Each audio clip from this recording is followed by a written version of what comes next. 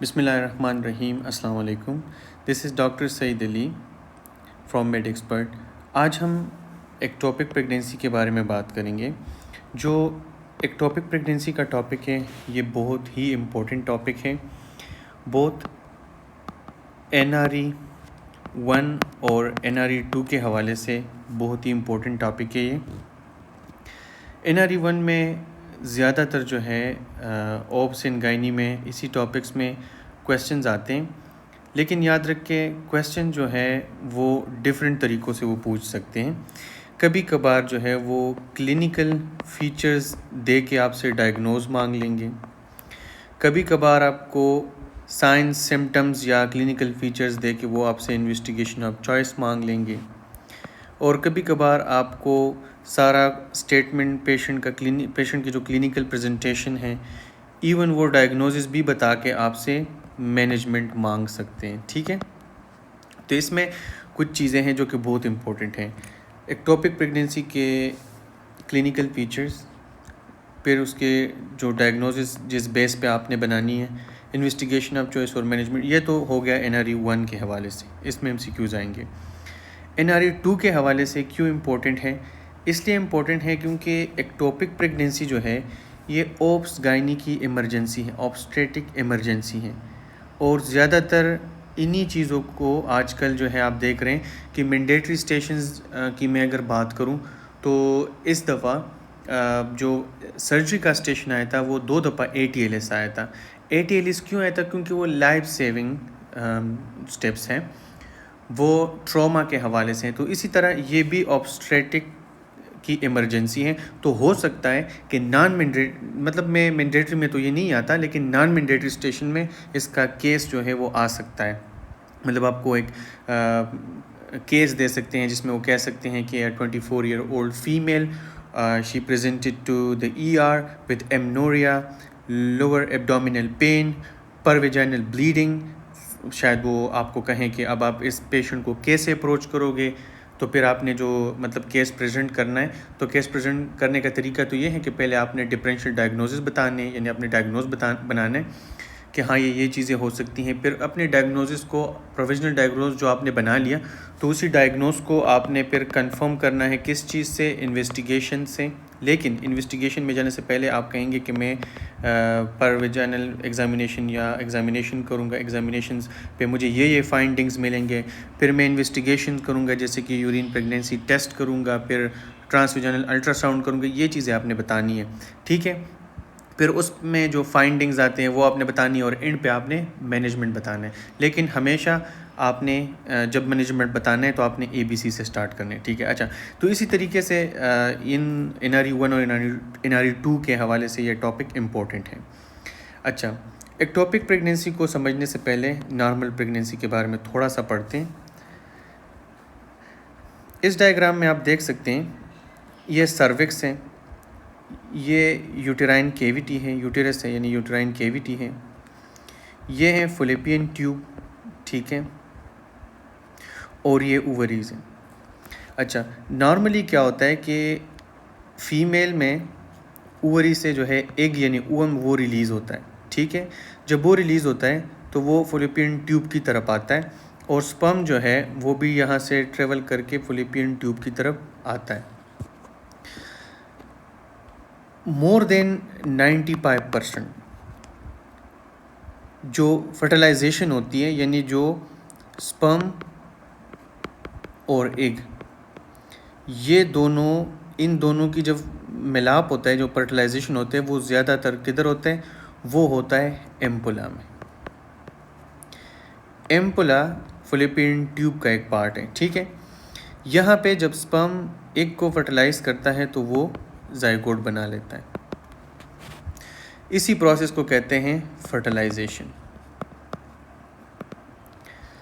अब अगर ये रिप्रोडक्टिव सिस्टम किसी फीमेल का नॉर्मल हो, तो फैलोपियन ट्यूब के पेरिस्टालिक यानी पेरिस्टालिसिस यानी पेरिस्टालिक मूवमेंट की वजह से, और सिलिया यानी जो फैलोपियन ट्यूब है इसके अंदर जो है सिलियाज होते हैं, यानी finger small hair like projections होते हैं। ठीक है, और वो इस डायरेक्शन में मूव करते हैं ऐसे।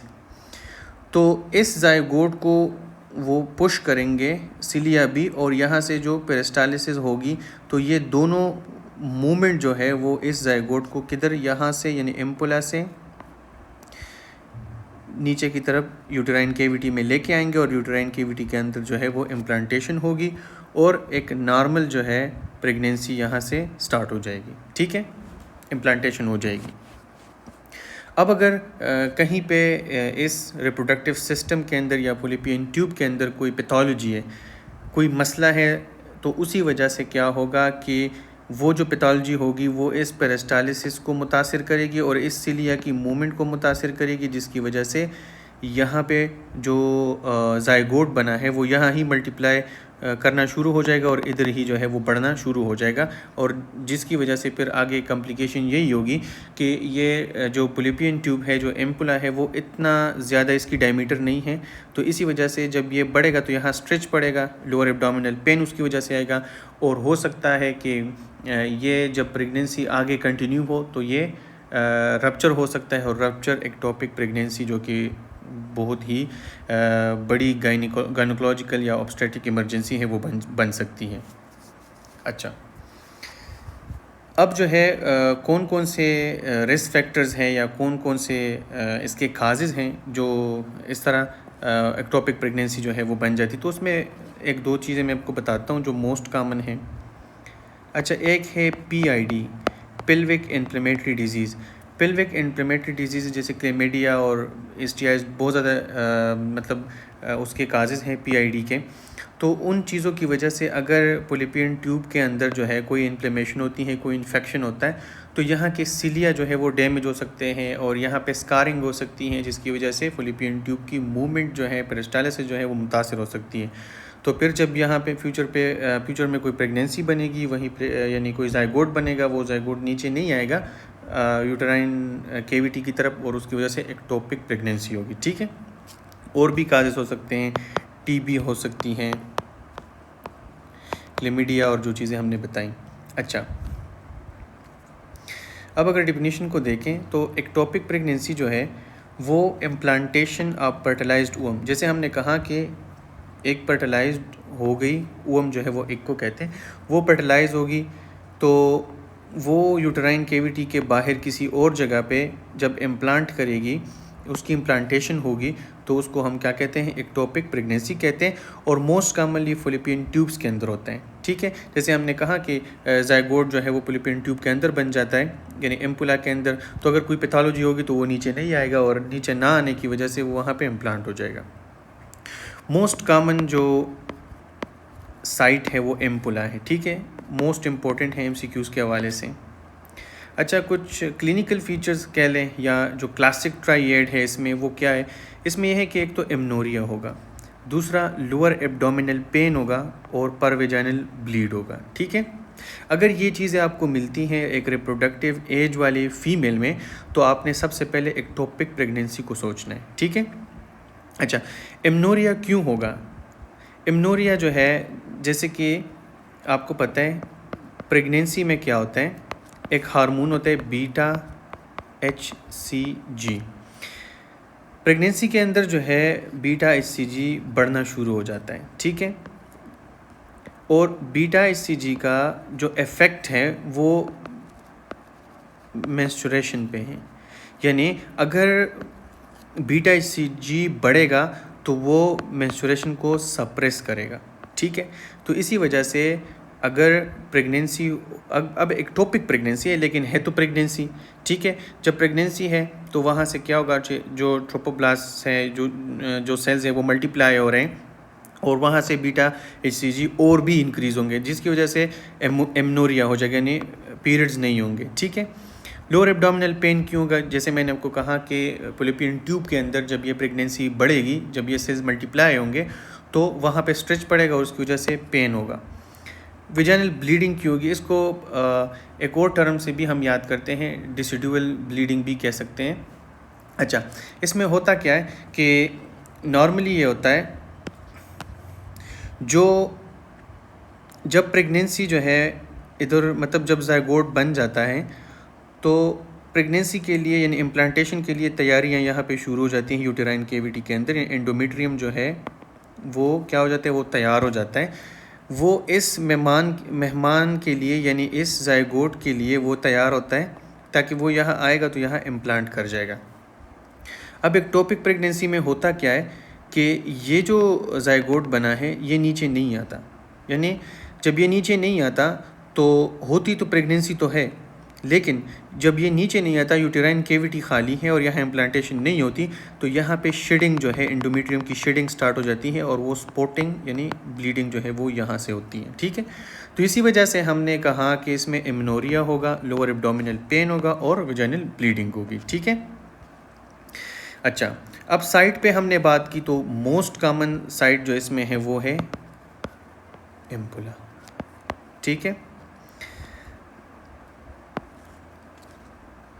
अच्छा क्लिनिकल फीचर्स की तो हमने बात की कि इसमें एमनोरिया, लोअर एब्डोमिनल पेन और वेजाइनल ब्लीडिंग। अच्छा, जो डिजीनेस और फेंटिंग है या शोल्डर टिप पेन है तो ये मोस्टली एसोसिएट करते हैं रप्चर्ड केसेस में। ठीक है, जब रप्चर होगा तो ये आएंगे।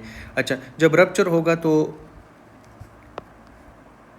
लॉस ऑफ ब्लड होगा, यानी ब्लड जो है वो लॉस होगा। जब ब्लड लॉस होगा हाइपोवोलीमिया होगा। हाइपोवोलीमिया जब होगा तो हाइपोवोलीमिया में क्या होता है कि डिजीनेस और फेंटिंग होगी।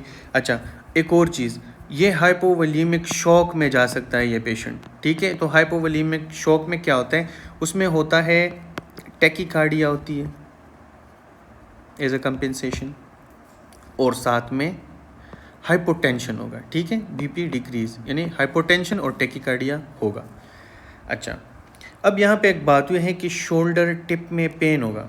ठीक है, तो शोल्डर टिप में इसलिए पेन होगा, जब रप्चर होगा तो रप्चर के बाद जो है पेरिटोनियल केविटी के अंदर ब्लड जाएगा, और जब ब्लड जाएगा वहाँ पे क्या है कि डायफ्राम भी उधर मौजूद है। जब डायफ्राम की तरफ ब्लड जाएगा तो वो डायफ्राम को इरिटेट करेगा, और डायफ्राम में जैसे कि उसको इनर्वेट करते जो फ्रीनिक नर्व है, तो फ्रीनिक नर्व जो जब इरिटेट होगा तो टिप ऑफ शोल्डर में पेन जो है पेशेंट को फील होगा।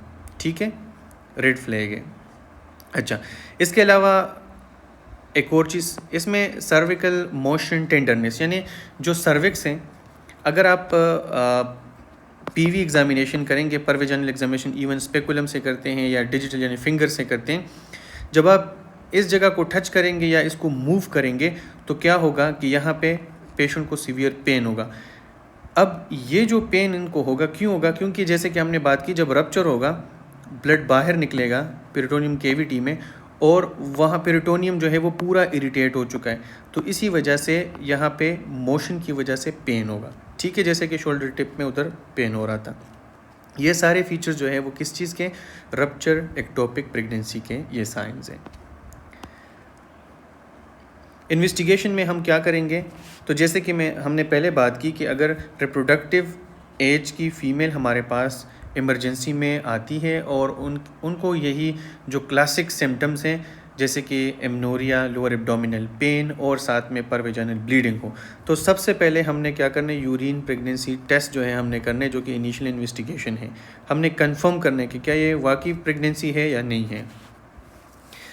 फिर हमने उसके बाद जो है अल्ट्रासाउंड करना है। अल्ट्रासाउंड जो है जो कि इन्वेस्टिगेशन ऑफ चॉइस है, जिसमें ट्रांसवेजाइनल अल्ट्रासाउंड करते हैं। अल्ट्रासाउंड पे हमें क्या नज़र आएगा, यानी जो यूटेराइन केविटी है वो खाली नज़र आएगा, क्योंकि प्रेगनेंसी जो है वो यूटेराइन केविटी के अलावा कहीं और है, यानी पोलिपियन ट्यूब के अंदर है, एक्टोपिक प्रेगनेंसी है, तो इसी वजह से यूटेराइन केविटी तो खाली नज़र आएगा। फिर भी यहाँ पे जो यूरिन पे बीटा HCG यानी पॉजिटिव टेस्ट आएगा, इसका मतलब है जब पॉजिटिव टेस्ट है और यूटेराइन केविटी खाली है तो इसका सीधा सीधा यही मतलब है कि प्रेगनेंसी कहीं और है, यानी कहीं और इम्प्लांटेशन हुए हैं, उसी को हम कहते हैं एक्टोपिक प्रेगनेंसी। अच्छा, फिर आपको एडनीजल मैस नज़र आएगा, यानी जो ट्यूब है वहाँ पे आपको मैस नज़र आएगा, फ्री फ्लूइड्स भी पेल्विस में आपको नज़र आएंगे। अच्छा, अब गोल्ड स्टैंडर्ड क्या है, तो डायग्नोस्टिक लेप्रोस्कोपी करेंगे। अच्छा, लेप्रोस्कोपी ये है कि क्यों गोल्ड स्टैंडर्ड है, क्योंकि इससे डायरेक्ट जो है विजुलाइजेशन होगी। डायरेक्ट आप देख सकते हैं, कैमरा नीचे मतलब आप एब्डोमेन में, आप पेल्विस में डालेंगे, आप देखेंगे डायरेक्ट आपको नज़र आ जाएगा कि हाँ वहाँ पे कोई मैस जो पड़ा है वो किस जगह पे पड़ा है। आप साइट और सारी चीज़ें एग्जैक्टली और एक्यूरेटली आप देख सकते हैं। इसी वजह से ये गोल्ड स्टैंडर्ड है, क्योंकि डायरेक्ट आप उसको विजुलाइज कर सकते हैं। अब इसके अलावा और इन्वेस्टिगेशंस आप कर सकते हैं, जिसमें आप बीटा HCG यानी ब्लड से टेस्ट कर सकते हैं, CBC कर सकते हैं जिसमें हमने मोस्टली इन्फ्लेमेटरी मार्कर्स को देखना होता है, और साथ में एनीमिया को देखना होता है, जैसे क्योंकि ब्लड लॉस हो सकता है। अच्छा, ब्लड ग्रुपिंग करना है। ब्लड ग्रुपिंग दो चीज़ों के लिए ज़रूरी है कि पेशेंट का ब्लड ग्रुप जो है वो हमें पता चल जाए। पेशेंट का ब्लड ग्रुप जब मतलब हमें पता चलेगा, और हम साथ में क्रॉस में जो है वो भेजेंगे ब्लड का, ताकि ब्लड भी जो है वो अरेंज हो जाए। आपने ब्लड जो है वो क्या करने, अरेंज करने, क्योंकि जब जैसे कि अगर रप्चर प्रेगनेंसी है, वहाँ पे ब्लीडिंग होगा, पेशेंट हाइपोवॉल्यूमिक शॉक में जा रहा है, तो इनिशियली तो हम फ्लूइड वगैरह देंगे, लेकिन अगर इतनी सीवियर ब्लीडिंग है तो फिर हमने क्या करना है, फिर हमने RCC ट्रांसफ्यूज़ करने, ब्लड ट्रांसफ्यूज़ करने, ठीक है। तो उसके लिए हमने ब्लड ग्रुपिंग वगैरह करनी है। और एक और रीज़न है, वो ये है कि हमें पता चल जाए कि ब्लड ग्रुप जो है अगर RH नेगेटिव है, तो फिर RH नेगेटिव के लिए हमने जो मैनेजमेंट है उसमें एक एक्स्ट्रा चीज़ करनी होती है, जिसमें हम कहते हैं एंटी डी अमीनोग्लोबुलिन का इंजेक्शन हम लगाते हैं RH नेगेटिव वुमन में, ठीक है। अच्छा, तो अब मैनेजमेंट की बात करते हैं। मैनेजमेंट में दो चीज़ें हैं। अगर आपका पेशेंट, या तो आपका पेशेंट स्टेबल होगा, हेमोडाइनेमिकली या वाइटली स्टेबल होगा, या आपका पेशेंट जो है वो अनस्टेबल होगा, ठीक है। इनिशियल मैनेजमेंट में क्या है कि आपने जब भी इस तरह का पेशेंट आपके पास इमरजेंसी में लैंड करता है, तो आपने सबसे पहले जो है पेशेंट की ABC देखनी है, ठीक है।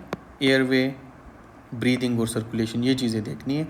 और साथ में आपने IV किनोला यानी 2 जो लार्ज बोर IV किनोला है, IV किनोला वो लगा देने, ठीक है, साथ में, और साथ ही फ्लूइड स्टार्ट कर देनी है।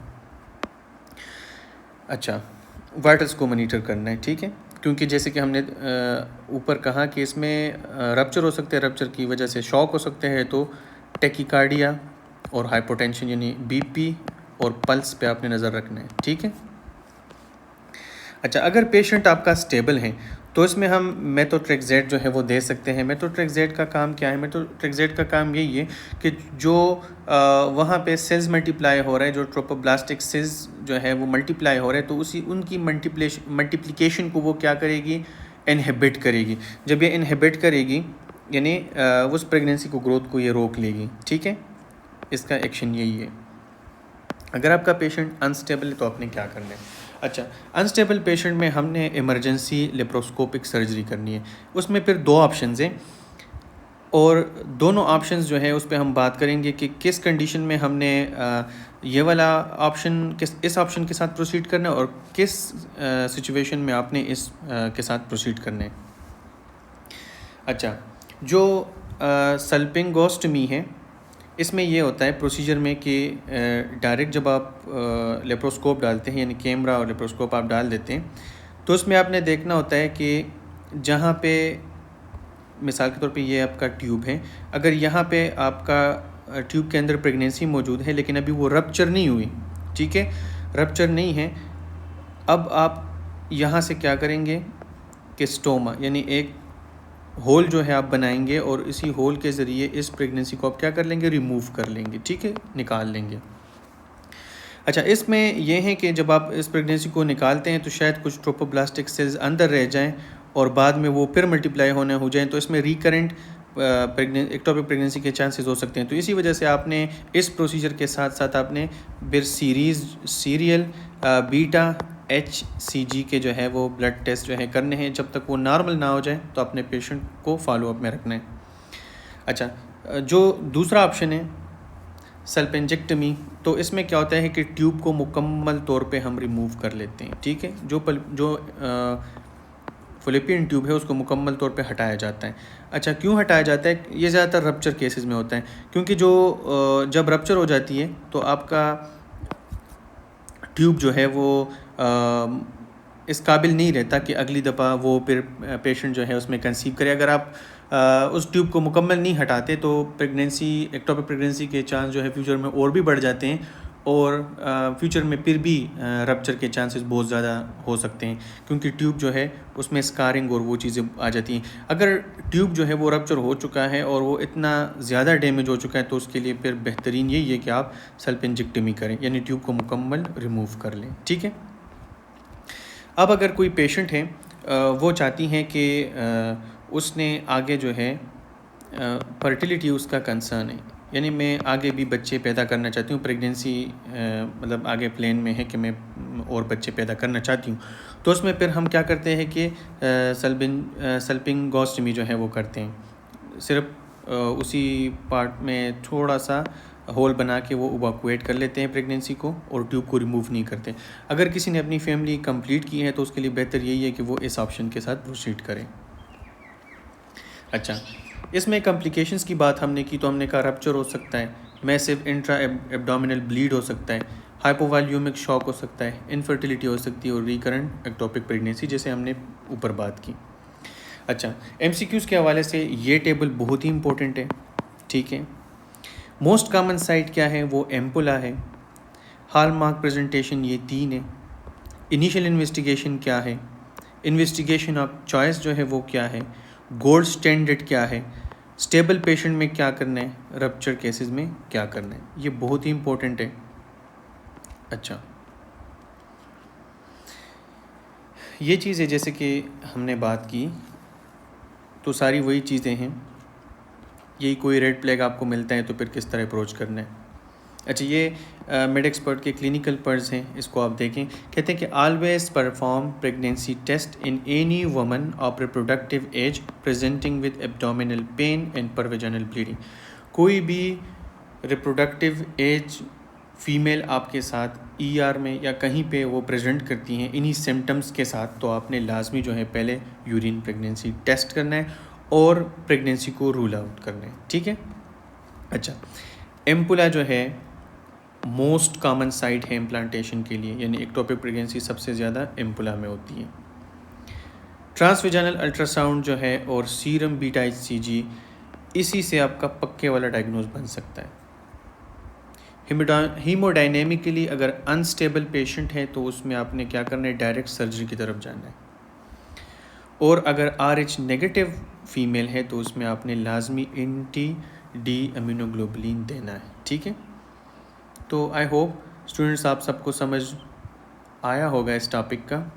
फिर भी अगर कहीं पे कोई कन्फ्यूजन हो तो आप डायरेक्टली जो है मेड एक्सपर्ट के व्हाट्सएप पे आप टेक्स्ट कर सकते हैं। इंशाल्लाह कोई भी कन्फ्यूजन होगी तो उसको हम दूर करेंगे। बहुत शुक्रिया आपका।